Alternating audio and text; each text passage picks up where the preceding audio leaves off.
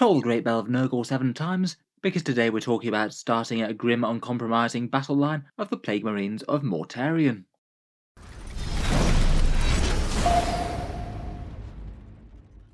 Hello and welcome back to Auspex Tactics, where today we're talking Death Guard, and more specifically doing a bit of an update on the How to Start a Death Guard army video that I made very early in the edition. Plenty has changed for the Plague Marines since then, and today we're going to go a bit more in depth, talking about why you might want to start collecting a Death Guard army in the first place, with models, lore and gameplay, some of the things that you might be able to plan when getting a force together, some ideas for first purchases and how you might think about assembling the models, talk over the combat patrol, options for expanding the army from there, and an example army list in current 40k. As always, loads to talk about, so let's jump straight into it. First up, let's talk about why you might want to collect Death Guard in the first place. These guys are the disease-ridden legion of Mortarion, a Space Marine legion that turned traitor during the Horus Heresy and was basically forced into an unholy alliance with Nurgle due to being becalmed in the warp and a great warp plague ripping through their legion. By pledging their legion in service of the god of plagues, death and decay, Mortarion basically saved his legion's life, but at the expense of now every single Death Guard Space Marine is basically a slowly decaying Plague Marine, basically in a permanent state of undeath, rotting from the inside from all sorts of diseases, but spectacularly hard to actually kill as a result. In battle, the Legion tends to fight with grim attrition warfare. They're nigh unkillable Plague Marines and Terminators, slowly marching forward and gunning down the enemy with relentless bolter fire and diseased warfare weapons with plague guns, and supported by various different foul demon engines of Nurgle. Miniatures-wise, out of all the Chaos Space Marine legions, the Death Guard probably have it best in current 40k. Their army was pretty nicely overhauled very recently, getting a whole load of new models at the turn of 8th edition, as they were basically the primary antagonist faction for the Primaris Space Marines when they came in. Perhaps some of the most notable kits for the army are Mortarion, 4 main infantry kits, including 2 variants of Terminators, the Plague Marines and the Poxwalkers, 3 unique demon engines, and a whole bunch of special supporting characters from their feat of Virion. They've also got access to a bunch of generic Chaos Space Marine options, a few of which are definitely showing their age now, things like the Venerable Land Raider, Predator Tanks, and Defiler. Their kits are generally in the style of Space Marines that have been twisted with plague disease and various mutations. Definitely not an army that you really want to go for if you want a sleek, clean aesthetic to them. They've got rotting and diseased bits all over the place, and are fairly interesting and pretty busy miniatures on the whole. Just for a flavour of some of the models out of their range, here we've got some Plague Marines on the top left, the standard foot troops of Nurgle. Mortarion himself is a very popular Primarch model, towering over his fellow Space Marines and swollen to immense size with some great big disgusting fly wings sprouting out of his back, a pretty cool centerpiece for the army. Otherwise here we've also got a minor supporting character, the foul Blightspawn on the bottom left. He's very nice supporting your Plague Marines in melee and also takes chunks out of the enemy with his Plague Sprayer. In the centre, that's a Mephitic Blight Hauler, a lesser demon engine that's outfitted for ranged combat mainly, and on the bottom right we've got a Blight Lord Terminator, this one armed with a Reaper autocannon. Price-wise, as they go in Warhammer 40k, Death Guard aren't the most expensive to collect. They're a bit less costly than a bunch of the other factions due to most of their models being big and chunky and at least relatively expensive in terms of in-game points. Kits like the Terminators generally go a fair way to filling out chunks of your army points-wise, though I would say that currently they're not quite as good as, say, Space Marines or Custodes, particularly Space Marines with a sheer amount of combat patrol boxes for some cheap discount Marines. In-game, their current rules for 9th edition are found in Codex Death Guard. Their playstyle typically tends to be big durable units slogging towards objectives and grinding the enemy down in an endless war of attrition. For their current rules, they tend to be better with melee units more so than ranged options, particularly things like Plague Marines with their various different Plague Cleavers and Flails. A lot of their guns feel a little bit underpowered, perhaps with the exception of the Plague Burst Crawler. Their units are very tough, they get -1 damage almost throughout the army, and contagions of Nurgle harm enemies nearby by making them less tough in combat, and a few other fun debuff effects that you can give your characters. In terms of weaknesses, they are pretty slow as a faction, one of the slower armies in Warhammer 40k certainly. They can wind up being a bit reactive to how the enemy plays, and in terms of damage output, some things will still get through them pretty efficiently. They tend to be fairly vulnerable to mortal wounds now, which just bypass most of their layers of defense. Currently, in terms of in-game power right now, they're sort of middling in 40k, maybe towards the lower end of that. They have had some decent tournament success in Nephilim though, and certainly mass Plague Marines and Terminators can be a challenge for a bunch of armies to overcome, just with their raw survivability and being pretty dangerous once they get stuck in. Overall, I think Death Guard have got quite a bit going for them, some cool lore, and it's really quite cool that Games Workshop delved into one of the main traitor legions to quite such an extent. A lot of models compared with the rest of them, not too expensive as 40k goes, and some interesting attrition warfare type rules with a bit of Plague Surprise goodness hidden within. If you do set on Death Guard as an army, there's various things that you could do to do a bit of research before collecting the faction.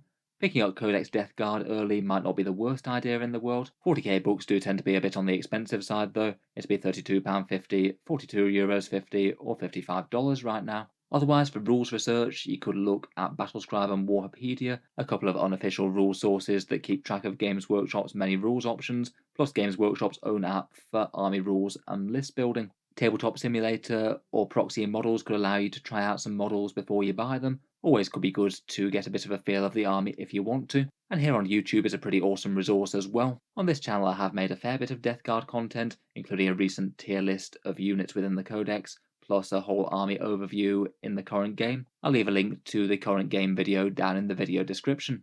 Otherwise on YouTube there's battle reports to see them in action, a whole ton of painting guides for some really practical examples of how to achieve some good looks on your models, an abundance of lore, and there's a focus channel on Death Guard tactics called General Yanis' Death Guard Tactics, well worth checking out for some good analysis of their current rules. Besides YouTube though, the internet's a big place. Lots of social media and websites have good Death Guard content. I'd think about joining Death Guard Discord groups, Facebook groups, or subreddits. You can get some really good advice from current hobbyists, a lot of painting pics for inspiration, and they're also a good place to ask some fairly basic questions to current hobbyists.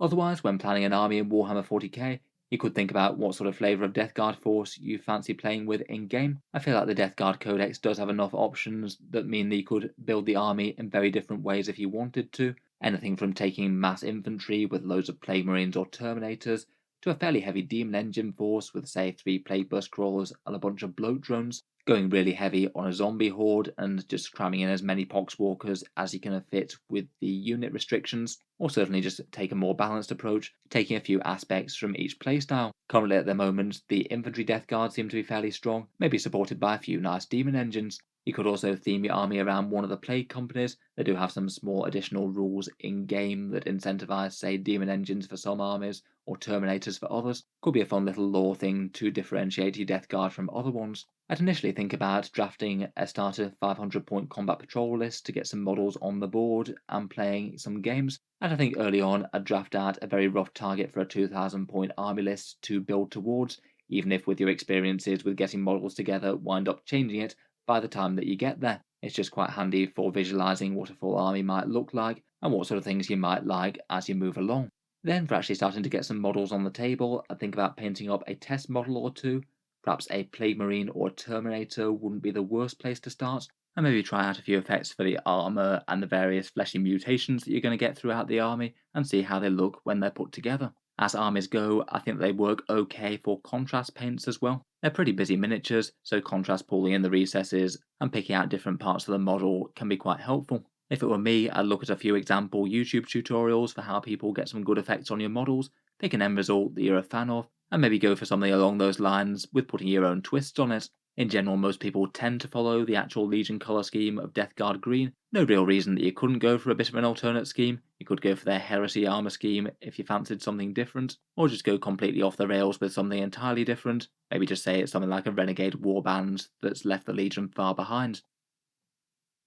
Moving on, let's talk about first purchases for the army, and as mentioned, I feel like a lot of people are going to want to pick up the Codex at least fairly early on, £32.50, $55 or €42.50, and this currently has the vast majority of the faction rules in Warhammer 40k. The Codex has miniature galleries, lore, plus the rules for the models, though a few things have changed since. A bunch of points costs went usually down in their points update. The balance data slate added a few things such as making the Terminators objective secured, and Games Workshop does have an FAQ document on their website for a few clarifications for the book. At this point in the 40k cycle, I would say that the Death Guard Codex might have a slightly limited shelf life. It's heavily rumoured that 10th edition might be coming out sometime in 2023, and at that point Games Workshop might choose to reset all the codexes and issue new indexes in their place, which would make this book defunct. Definitely not confirmed at this point, but if there's hints of them doing so, it might well be worth reselling early if you don't want to keep the book for the lore and pictures and stuff.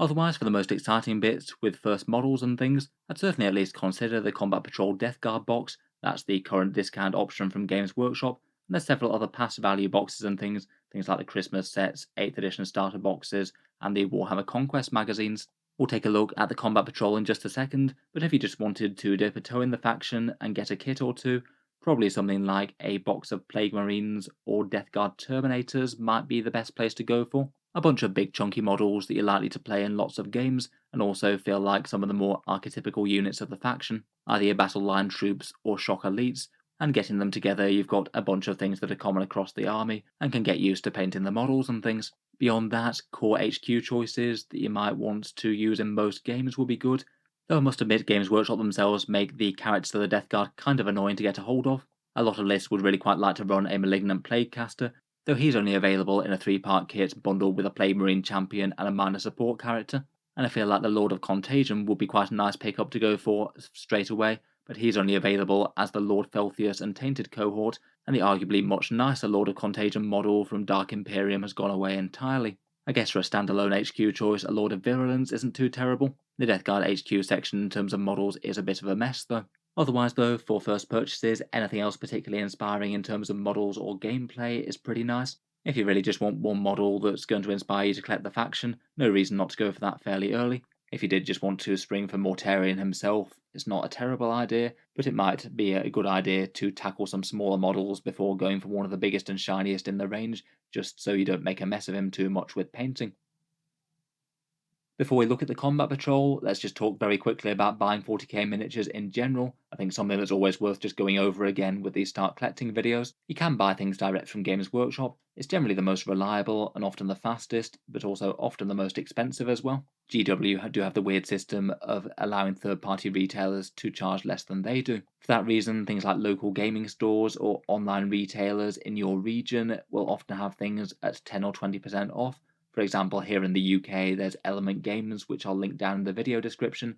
They usually have somewhere between 10 and 20% off Warhammer models. There's plenty of other alternatives available. I'd have a quick search in whatever region that you're at, but I typically tend to buy through those sort of things myself, as it does add up to rather a lot of money saved, and can also help out your local gaming store as well. Otherwise, the second-hand market is generally not too bad for Death Guard. eBay is definitely worth a look, considering that they were very big in 8th edition. There were lots of Death Guard models going around and people starting the army, so it does mean that there's a fair turnover of kits being resold online. There might also be some cheaper kits as well with the Conquest magazine that came out throughout that time as well. They had a lot of Death Guard kits that were going for less than they should be. Otherwise, in current era 40k, there's usually good options with 3D printing. Death Guard do have plenty of alternative sculpts out there if you want to go for them. People often making legally distinct but fairly similar looking models of plague-infested Space Marines. Can be handy enough for getting certain parts and weapons as well, always worth bearing in mind. If we do go for full-fledged plastic kits though, then Combat Patrol Death Guard I think is worth a mention, though I must admit as Combat Patrol boxes go it is kind of weird. This one's £90, €120 or $150, and in the box set you get Typhus, the unique character Lord of Contagion, the Biologous Putrefier character that buffs Death Guard melee with mortal wounds, 7 Plague Marines, so the standard kit for them, and then a massive 30 Poxwalker zombies. Kind of weird to see a Death Guard kit with so little emphasis on the Space Marines compared with a big mortal zombie horde. Admittedly, the kit does have some pretty decent savings compared with buying them all separately. Presuming you wanted these exact models direct from Games Workshop, you'd save around 36% or around £46 compared with buying each of the kits individually. Fairly reasonable savings and fairly on par with Games Workshop's other Combat Patrol offerings. It does get you a reasonable amount of points on the table for the cost as well, around 3.4 points per dollar, not too bad. For me, if I were getting into Death Guard, I would get one and just one of these box sets, I think. It is Death Guard, but certainly of a certain style, very much mass zombies plus Typhus, so kind of does well if you wanted a Harbinger-style Walking Pox type list. Though it is pretty weird that they've got a box set you can't actually field as a standalone force right out of the box, due to Poxwalkers having a limit of being only able to be taken alongside a certain amount of core Space Marines. I feel like getting 2 copies of the box might give you more Poxwalkers than you really want, unless you really are embracing the zombie horde lifestyle. Plus, Typhus is a special character that you can't take 2 of unless you proxy one as a Lord of Contagion or something, and the Biologous Putrefier is also a support character that you probably just want the one of and not more. A bit of an odd box set, but I feel like it's a pretty reasonable support for a Death Guard army, I'd be tempted just to use the Poxwalkers as cheap troops to sit on objectives and things, while the Space Marines do other stuff, and then probably expand with things like Terminators or Demon Engines for some proper damage dealing.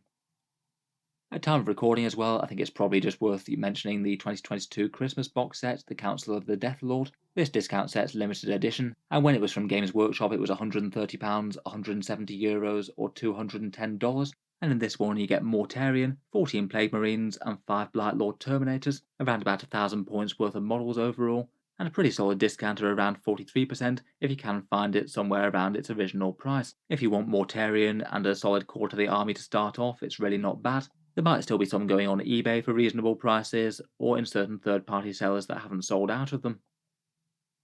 Otherwise, for kits with just a bit more value than the standard box sets, there were various 8th edition kits such as the Dark Imperium and No Fear boxes. Both of those were very nice starter sets with a good chunk of models for the money, with Death Guard facing off against Primaris. If you can find any of them for something approximating their original price, then all well and good. Otherwise, as mentioned, there's Conquest magazine, a bunch of heavily discounted Death Guard issues which could get you some models far cheaper than they would normally be.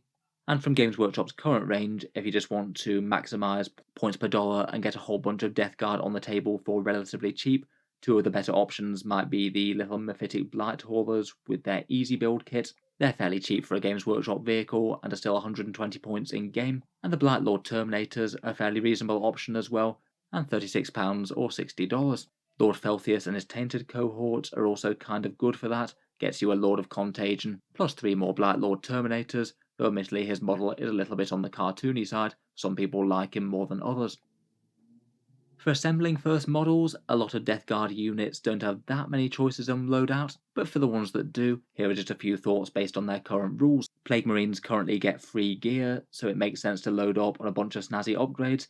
In particular, their combat things are pretty cool. The Greater Plague Cleaver, Flail of Contagion, and their mace are all quite nice. Maybe stick a Power Fist and a Plasma Gun on the Sergeant, and a Blight Launcher typically is pretty good value just for a little bit of fire support as you move up. Obviously it's all based on current rules, not saying Games Workshop couldn't mess around with the points costs and change things in the future, but at the moment it is kind of fun having a bunch of quite cool free gear. For the Blight Lord Terminators, I'd typically be tempted to keep them fairly cheap.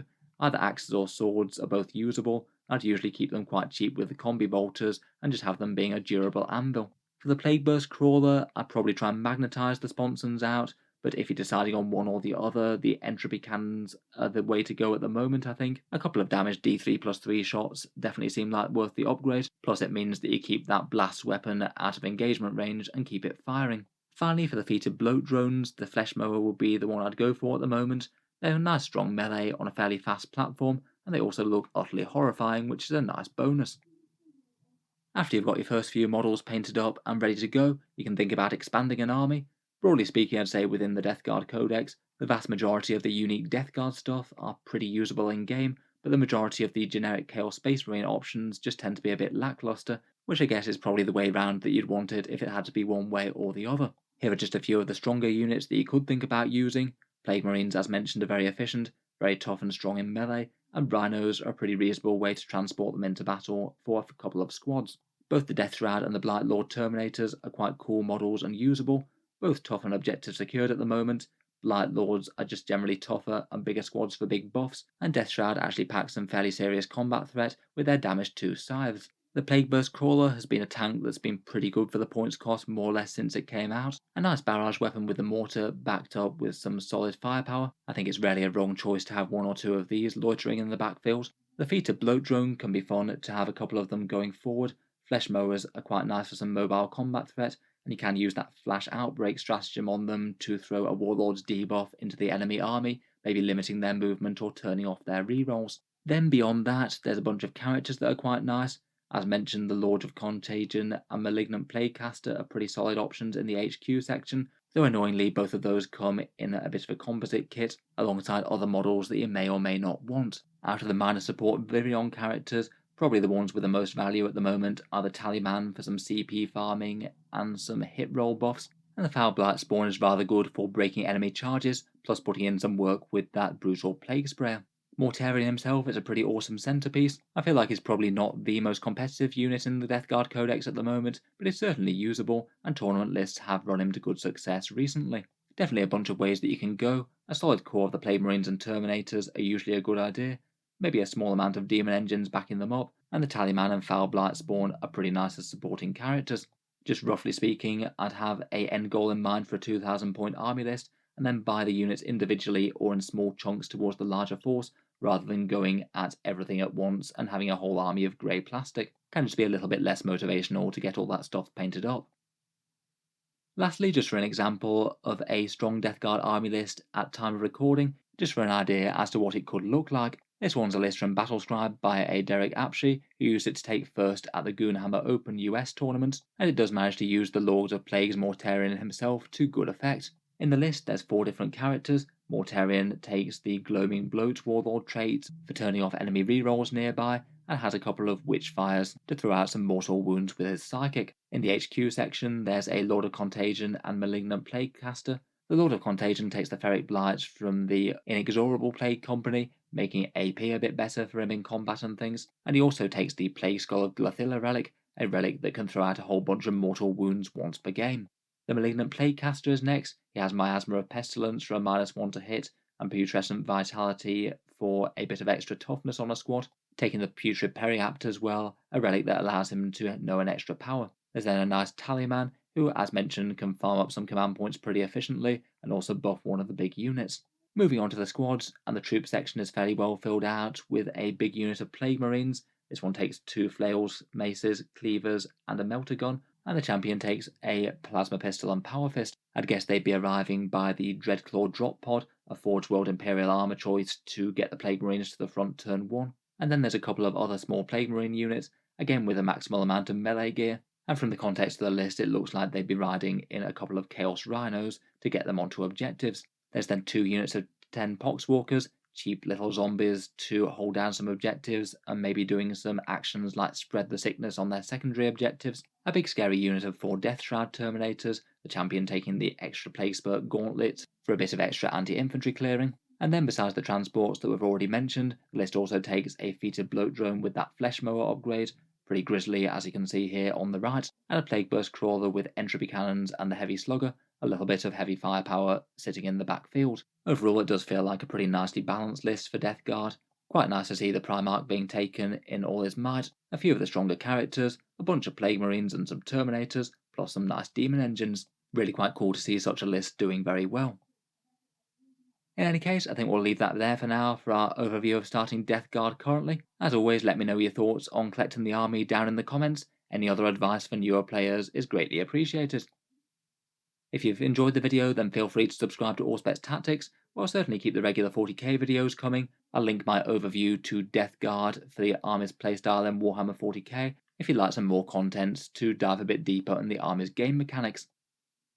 Finally, if you have been enjoying all the videos on the channel, I would just like to mention as well that Auspex Tactics does have a Patreon page, and that's what allows me to keep on making these videos quite so regularly. Making all the content does take a fair amount of time and effort, so if you are enjoying quite a bit, any support is enormously appreciated. Channel patrons do get a fair few advantages, seeing certain videos early, regular votes to see what sort of things happen next on the channel, and automatic entry into the regular prize giveaways with the chance to win some really big model kits each month. If any of that sounds good to you, or you'd just like to help support, the link is down in the video description. In any case, a massive thank you for listening, and I'll hope to see you guys next time.